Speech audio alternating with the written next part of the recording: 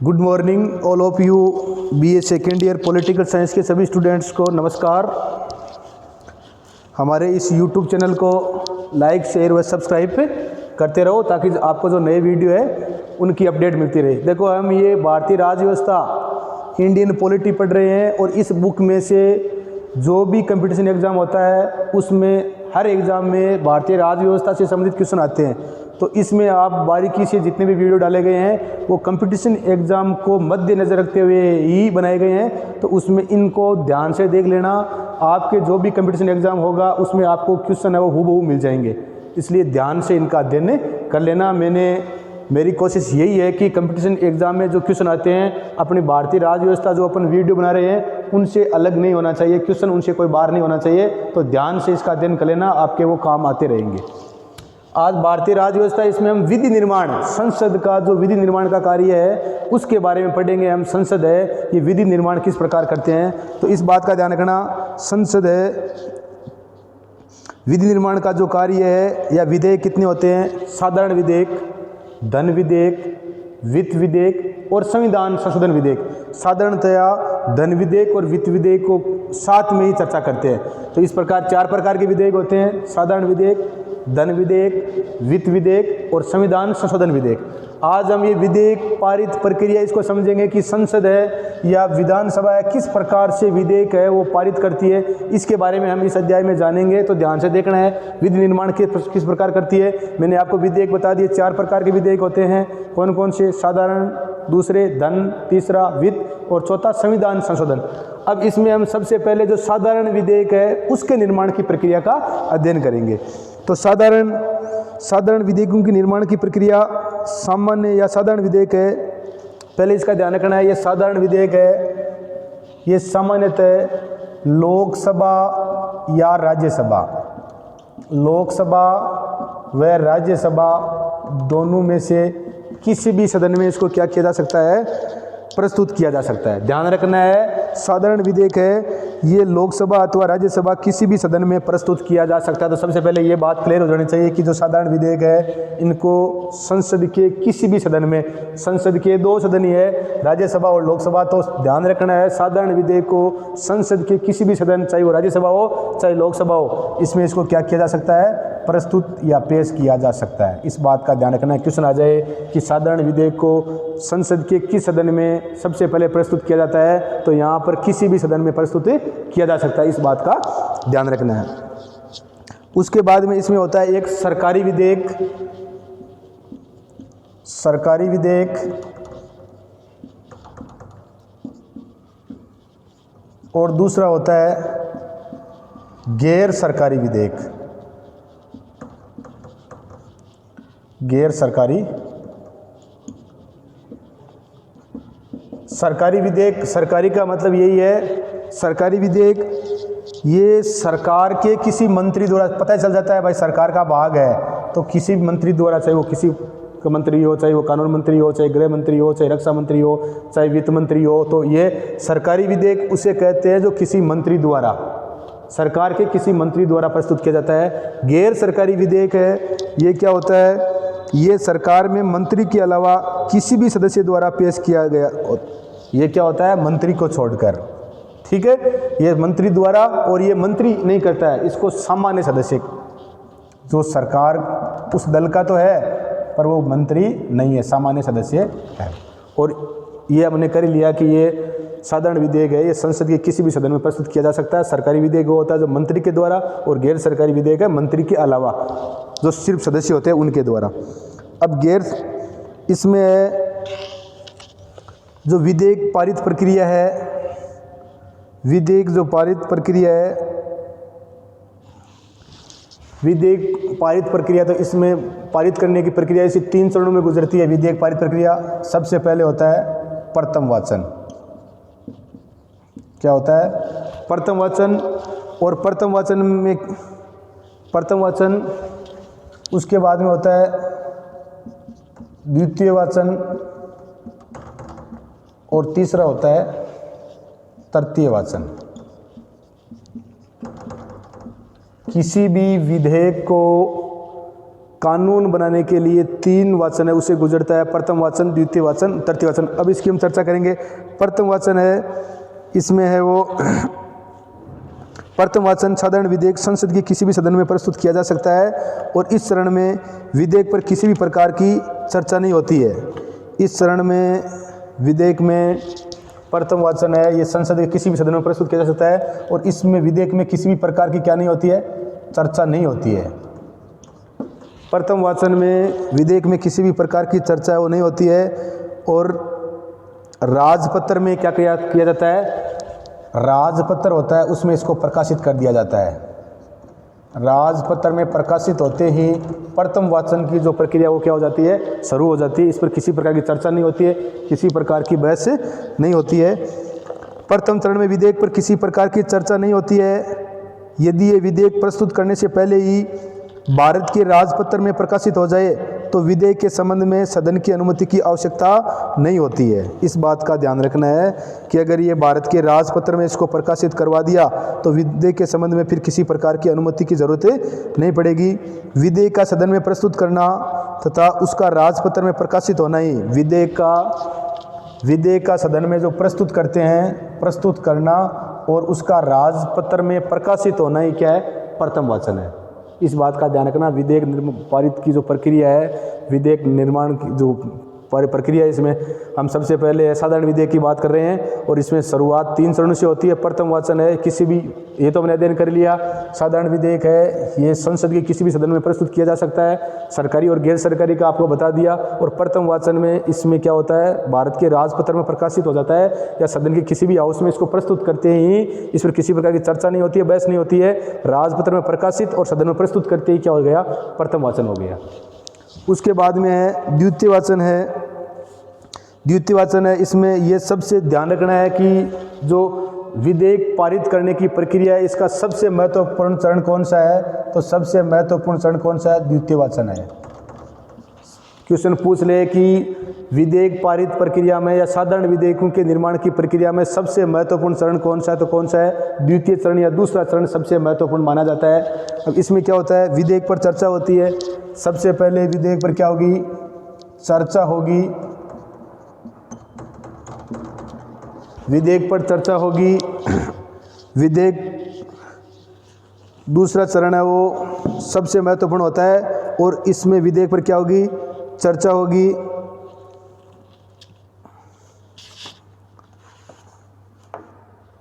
दूसरा जो चरण है इसको सामान्यतः हम 5 चरणों में बांट देते हैं। सबसे पहले है प्रति विवरण। जो भी विधेयक प्रस्तुत किया गया है उसकी एक एक प्रति है वो किसको बांट देंगे, सभी सदस्यों को दे देंगे। ठीक है, तो सबसे पहले है वो प्रति विवरण।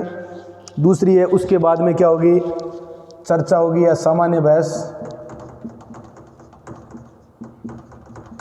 सबसे पहले जितने भी जिस सदन में इसको पेश किया, अगर लोकसभा में तो लोकसभा में, राज्यसभा में तो राज्यसभा में, तो सबको क्या कर देंगे, एक एक प्रति जो विधेयक लाए उसकी उनको उपलब्ध करा देंगे ताकि वो ध्यान से पढ़ ले। दूसरा होगा उनकी उस पर क्या होगी, सामान्य बहस होगी। उनकी क्या होगी, सामान्य बहस होगी। तीसरी क्या होगी, समिति के पास एक समिति बना दी जाएगी और वो समिति बताएगी कि भाई इस प्रकार का विधेयक है, उसके बारे में अध्ययन करेगी। तो पहले प्रति विवरण कर देंगे, प्रति वितरण कर देंगे, मतलब उसकी वो है वो बांट देंगे। दूसरा है सामान्य बहस। तीसरा है समिति के पास भेज देंगे। चौथा चरण है वो है खंडवार चर्चा। खंडवार चर्चा मतलब एक एक जो उसका टॉपिक है उस पर क्या करेंगे, चर्चा करेंगे, बहस करेंगे। और इसमें ये द्वितीय चरण में ये जो है वो सबसे महत्वपूर्ण है, क्या, खंडवार चर्चा। इस बात का ध्यान रखें। और जो इसका अगला चरण है वो है मतदान। 5वां चरण है वो क्या है, मतदान। तो इस बात का ध्यान रखना है, विधेयक पारित प्रक्रिया है, साधारण विधेयक के निर्माण की प्रक्रिया ये है, प्रथम वाचन, सदन में राजपत्र में प्रकाशित करते हैं, सदन में प्रस्तुत करते हैं, प्रथम वाचन हो गया। दूसरा चरण सबसे महत्वपूर्ण है, सबसे पहले प्रीति का वितरण कर देंगे सभी सदस्यों को, उसके बाद में सामान्य बहस होगी, तीसरी समिति बनाएंगे, उसके बाद में खंडवार चर्चा करेंगे और ये सबसे महत्वपूर्ण है, और आखिर में क्या करेंगे, पांचवा इसका क्या है, मतदान है, मतदान करेंगे। इस बात का ध्यान रखना है। तो ये है प्रवर समिति है, वो विधेयक को खंडों में बांटकर विचार करती है, या जनता की राय जानने के लिए भी समाचार पत्र में भी क्या कर सकते हैं, प्रकाशित करवा देंगे, और उसके बाद में इसका क्या हो जाएगा, मतदान हो जाएगा। तीसरा वाचन है, तीसरे वाचन में विधेयक को स्वीकार या अस्वीकार करने का, तीसरे वाचन में तीसरा जो वाचन होगा इसमें विधेयक को स्वीकार या अस्वीकार करने का कार्य किया जाता है, क्योंकि इसके 2 चरण वो पूरे हो गए हैं, और तीसरे चरण में विधेयक को स्वीकार या अस्वीकार करने का कार्य किया जाता है। इस वाचन में विधेयक में कोई संशोधन, तीसरे वाचन में विधेयक में कोई संशोधन नहीं किया जाता है। तीसरे वाचन में विधेयक में कोई संशोधन है वो नहीं किया जाता है, जो होना है वो दूसरे वाचन में हो जाता है। यदि सदन का बहुमत इसे पारित कर देता है तो उस सदन के पीठासीन अधिकारी के द्वारा विधेयक को दूसरे सदन में भेजा जाता है। अगर जिस सदन में इसको पेश किया गया है और उसमें इसको बहुमत से अगर ये पारित हो गया तो उसका जो पीठासीन अधिकारी होता है, लोकसभा में तो लोकसभा का अध्यक्ष, अगर अध्यक्ष नहीं तो उपाध्यक्ष, और अगर राज्यसभा में तो राज्यसभा का सभापति, वो क्या करेंगे, जिस सदन में अगर वो बहुमत से पारित हो गया तो उसका जो पीठासीन अधिकारी है वो उसको क्या कर देगा, दूसरे सदन में भेज देगा। तो ये क्या हो गई, प्रथम वाचन की जो प्रक्रिया है एक सदन से पूरी हो गई। फिर ये एक सदन से हमने देख लिया कि यहाँ से ये कहाँ जाएगा, दूसरे सदन में जाएगा, और दूसरे सदन में क्या होगा, दूसरे सदन में विधेयक के प्रस्तुत करने के साथ पहले सदन की प्रक्रिया की भांति पहला, दूसरा और तीसरा वाचन संपन्न किया जाता है। और जिस प्रकार से पहले सदन में ये प्रथम वाचन, द्वितीय वाचन, तृतीय वाचन हम अध्ययन किया, और तीसरे वाचन में सिर्फ क्या करेगा, सिर्फ इसको स्वीकार या अस्वीकार करेंगे, इसमें कुछ संशोधन नहीं होगा, और बहुमत से अगर पारित हो गया तो कहाँ जाएगा, अगले सदन में जाएगा, और फिर अगले सदन में वही होगा, क्या होगा, प्रकाशित ये हुआ ही है, उसको पेश कर दिया गया, तो प्रथम चरण पूरा हो गया। फिर द्वितीय चरण में ये सारे काम होंगे। ठीक है। दूसरे सदन में विधेयक के प्रस्तुत करने के साथ ही पहले सदन की प्रक्रिया की भांति पहला, दूसरा और तीसरा वाचन संपन्न किया जाता है। दूसरे सदन के समक्ष निम्नलिखित, अब जो दूसरा सदन होता है, अगर पहले लोकसभा में पारित किया तो राज्यसभा में जाएगा, और राज्यसभा में पेश किया तो कहाँ जाएगा, लोकसभा में जाएगा।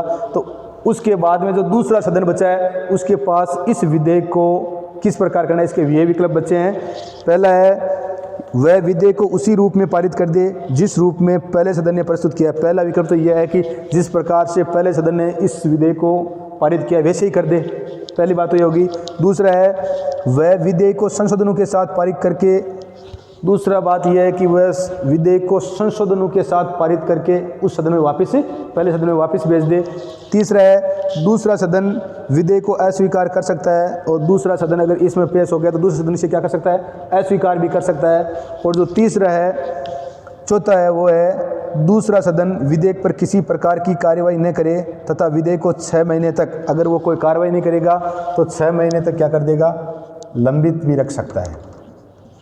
इस बात का यह साधारण विधेयक की प्रक्रिया है। तो दूसरा सदन विधेयक पर किसी प्रकार की कार्यवाही न करे तथा विधेयक को 6 महीने तक लंबित कर दे।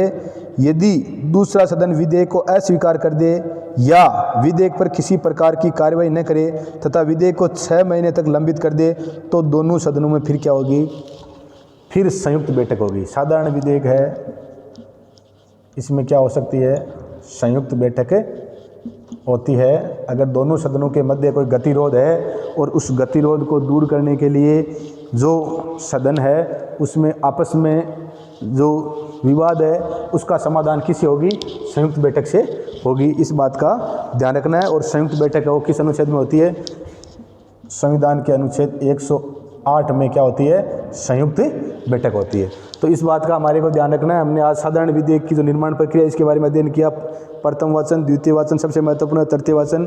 इस प्रकार से एक सदन में ये पारित होने के बाद दूसरे में जाएगा और दूसरे सदन में भी इसी प्रकार की प्रक्रिया से गुजरेगा। और दूसरा जो सदन है उसके पास ये विकल्प, जिस प्रकार से विधेयक है उसको उसी प्रकार से ज्यों का त्यों ही क्या कर दे, उसे सहमति दे दे। दूसरा है विधेयक को कुछ संशोधन भी बोल दे भाई इसमें क्या कर दे, ये संशोधन आप कर लो। तीसरा है ये क्या कर सकता है, दूसरा सदन इसे अस्वीकार भी कर सकता है। तीसरा है कोई भी निर्णय नहीं ले और 6 महीने तक बिल को क्या पड़ा रहने दे, लंबित पड़ा रहने दे।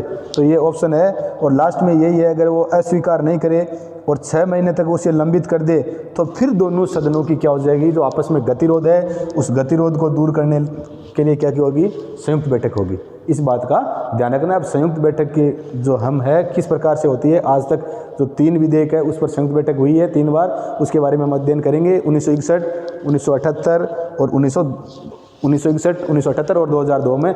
आज तो हमारे को सिर्फ इतना ही अध्ययन करना है कि विधेयक पारित करने की प्रक्रिया क्या है, साधारण विधेयक के निर्माण की प्रक्रिया क्या है, सरकारी विधेयक मंत्री के द्वारा, गैर सरकारी विधेयक किसी सदस्य द्वारा, पर ये कोई भी विधेयक है 3 वाचन से गुजरता है। इसमें सिर्फ राजपत्र में प्रकाशित या सदन में प्रस्तुत होते हैं। प्रथम वाचन क्लियर हो गया।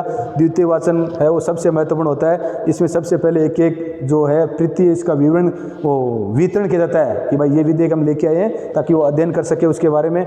दूसरे में सामान्य बहस होती है। तीसरी समिति बनाते हैं और चौथे में खंडवार चर्चा, ये सबसे महत्वपूर्ण है। और फिर मतदान होता है और इसमें ये तृतीय सदन इसे स्वीकार या अस्वीकार कर सकता है। इसमें किसी प्रकार का संशोधन नहीं होता है और बहुमत से पारित होने के बाद में ये कहाँ जाएगा, अगले सदन में जाएगा और ये साधारण बहुमत से पारित होता है इस बात का। फिर अगले सदन में भी, दूसरे सदन में भी यही होगा। जो ही प्रस्तुत करेंगे, राजपत्र में प्रकाशित करने की जरूरत नहीं है, जो ही प्रस्तुत करेंगे ये प्रथम वाचन हो जाएगा। फिर इसमें सारे ये होंगे द्वितीय चरण के काम और फिर वो बहुमत से पारित हो गया तो विधेयक बन जाएगा।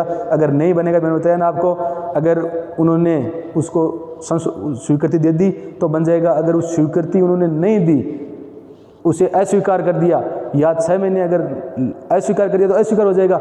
और अगर उसने 6 महीने तक लंबित रख लिया सदन में तो फिर क्या होगी, संयुक्त गतिरोध को दूर करने के लिए संयुक्त बैठक होगी। इस बात का ध्यान रखना। तो आज हमने साधारण विधेयक के निर्माण की प्रक्रिया में अध्ययन किया। आगे कल हम संयुक्त जो संसद की जो संयुक्त बैठक है इसके बारे में अध्ययन करेंगे। वीडियो को 2-3 बार देख लेना और साथ में जो साधारण विधेयक निर्माण की प्रक्रिया है इसके बारे में अध्ययन भी कर लेना। वीडियो को लाइक ज़रूर कर देना। जय हिंद, जय भारत।